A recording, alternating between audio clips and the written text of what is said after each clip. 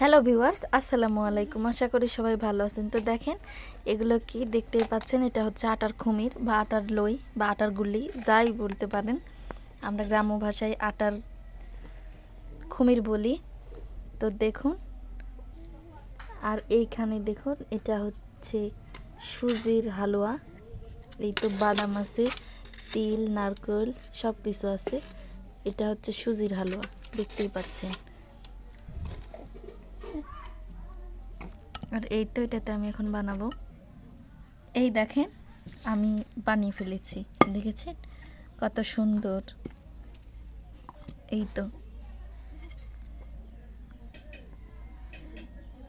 কি সুন্দর পিঠা।